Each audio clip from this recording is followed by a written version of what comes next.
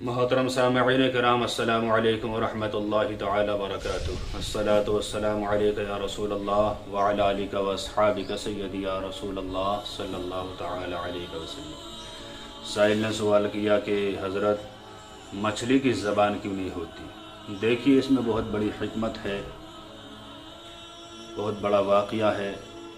Short cut میں آپ کو بتا دیتا ہوں مچھلی کی زبان کیوں نہیں ہوتی۔ جب حضرت آدم علیہ السلام کو اللہ تعالیٰ نے بنایا اور ان کی بیوی حوا کو بنایا، وہ جنت میں رہ رہے تھے، تو شیطان نے انہیں شجر ممنوعہ کے کھانے پر مجبور کیا، جھوٹی سچی قسمیں کھائیں اور آپ کو وہ دانہ کھلا دیا، گندم کا ہو یا انگور کا، 2-4 روایتیں ہیں۔ اب جیسے ہی شیطان نے یہ گستاخی کی، اللہ تعالیٰ نے شیطان کو زمین پر پھینک دیا۔ تو دریا کے کنارے شیطان آیا، مچھلی سے بات چیت ہوئی، مچھلی نے پوچھا آپ کون ہیں، اس نے تعارف کرایا اپنا اور کہا کہ اللہ تعالیٰ ایسے ایسے ایک انسان بنانے جا رہا ہے۔ کہا اس کا کیا فائدہ ہوگا؟ کہا دنیا میں بسے گا، کھائے گا، پیے گا، گناہ کرے گا، اچھے کام کرے گا، سارے کام وہ کرے گا۔ کہا اچھا، کہا تمہیں بھی مار کر کھائے گا۔ مچھلی نے یہ بات شیطان سے سنی اور سننے کے بعد شیطان تو چلا گیا اس کے پاس سے، اس نے سارے دریا میں یہ افواہ پھیلا دی کہ اللہ تعالیٰ نے ایک ایسی چیز بنائی ہے، ایسا انسان بنایا ہے کہ وہ ہم کو مار کر شکار کر کے کھا جائے گا۔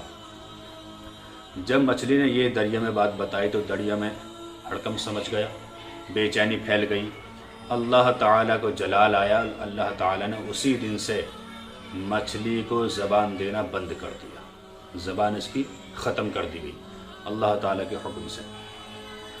اب یہ مچھلی کچھ نہیں بول پاتی ہے، زبان اس کی ختم کر دی گئی ہے۔ یہی وجہ ہے کہ اس کی زبان کو ختم کر دیا گیا۔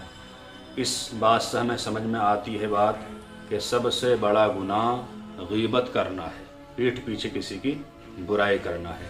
پورے بدن میں زبان یہ بہت ہی اہم چیز ہے، اسی سے انسان اپنی بات دوسرے کو کہتا ہے اور اپنی بات منوا لیتا ہے، اپنی حاجت پوری کرتا ہے۔ گویا کہ زبان بہت اہم پارٹ ہے ہمارے بدن کا۔ تو زبان اتنی بڑی نعمت، غیبت کی سزا میں وہ نکال لی گئی، ختم کر دی گئی۔ آپ اندازہ لگائیں اور افسوس کریں اپنے زندگی پر کہ ہم روزانہ کس قدر ایک دوسرے کی برائیاں کرتے ہیں، کس قدر ایک دوسرے کو برا بھلا کہتے ہیں، پیٹھ پیچھے برائی کرتے ہیں، غیبت کرتے ہیں۔ تو خدا را اس بری حرکت سے باز رہیں، چغل خوری سے، غیبت سے دور رہیں، اس لیے کہ زبان جو سب سے اہم ہے وہ مچھلی سے چھین لی گئی ہے، اور ہمارے پاس تو زبان بھی ہے اور دیگر چیزیں بھی ہیں، جان و مال و اولاد بہت ساری چیزیں ہیں۔ پھر ہم غیبت کریں گے، چغل خوری کریں گے تو اللہ تعالی ہم سے نعمتیں چھیننا شروع کر دے گا، اور اسی لیے ہم مفلسی کے، تنگ دستی کے شکار ہو جاتے ہیں۔ اللہ تعالیٰ سے دعا ہے کہ اللہ تعالیٰ ہمیں غیبت اور چغل خوری جیسی بری عادت سے دور رہنے کی توفیق عطا فرمائے۔ السلام علیکم۔